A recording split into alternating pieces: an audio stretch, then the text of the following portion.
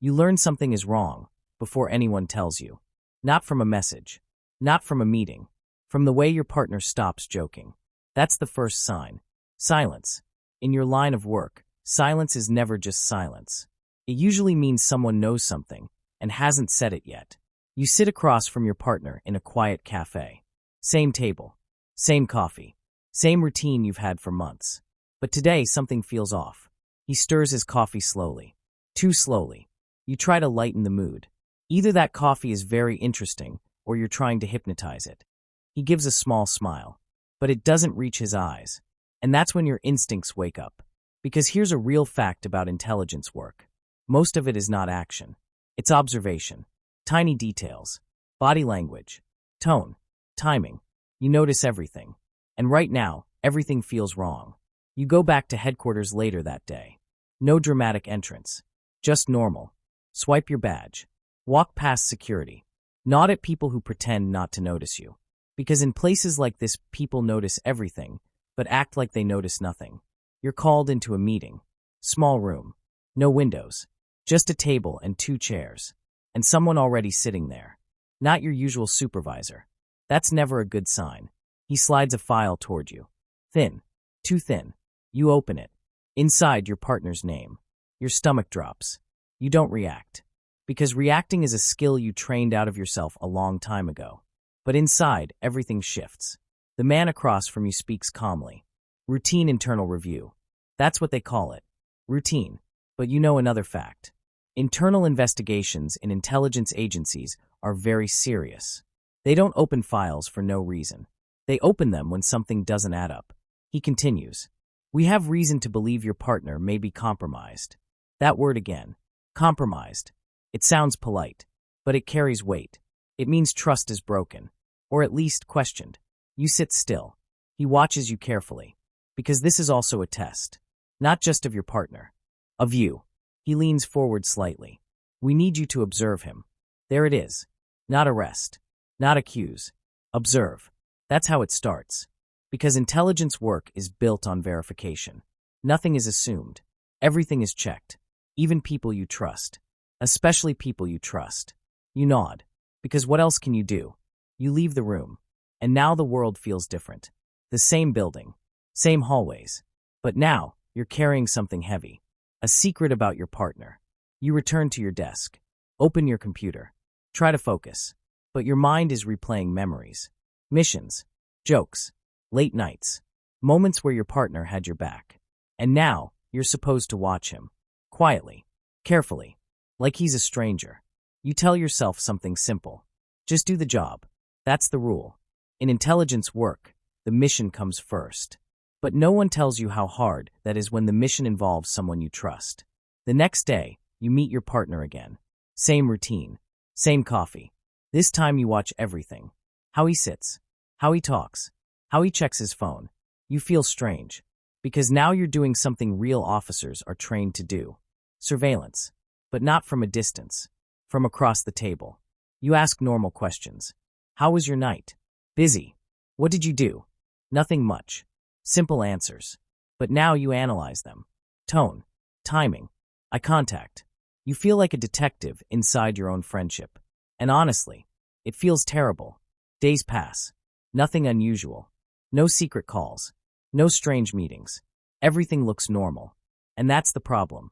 Because sometimes, the most dangerous thing is someone who looks completely normal. You report back. Nothing suspicious. The response is calm. Continue observation. No pressure. But also no closure. And here's something real most people don't know. Intelligence work often moves slowly. Very slowly. Weeks of watching. Waiting. Collecting small pieces of information. It's not like movies. There are no dramatic confessions. Just patience. Lots of patience. One evening, things change. You're reviewing logs. Travel records. Routine stuff. Then you notice something small. A timestamp. Your partner accessed a system at a time he said he wasn't working. It's a tiny detail. But in your world, tiny details matter. You stare at the screen. You double-check. It's real. Now your chest feels heavy. Because now, it's not just a feeling. It's evidence. Small, but real. You sit back in your chair and say quietly, this is not good. The next meeting is different. Same room, same table. But this time, you bring something. You explain what you found. They listen. Carefully. No reaction. Just notes. Then one of them says something that changes everything. We need you to confirm it. Confirm. That means one thing. Get closer. Get more information. Which also means, get closer to your partner. Again, but now with a different purpose. You walk out of the room feeling heavier than before. Because now the situation is real. This is not just observation anymore. This is leading somewhere. You meet your partner again. This time he's relaxed. Laughing. Talking about something random. And for a moment, you forget everything. You laugh too. Because that's the strange thing. Even in serious situations, normal moments still exist. But then you remember why you're here. And the weight comes back. You decide to test something. You mention a fake detail. A small piece of information that isn't real. Just to see if it appears somewhere else later. This is a real technique. Controlled information. You give someone a detail and watch where it goes. It's subtle, but powerful. You continue talking like nothing happened. Inside you're waiting. Days pass. Then something happens. That same fake detail appears in a report. Somewhere it should not be. Your heart drops. Because now it's confirmed.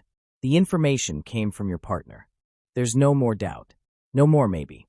Just reality. You sit alone that night. Thinking. Not like an officer.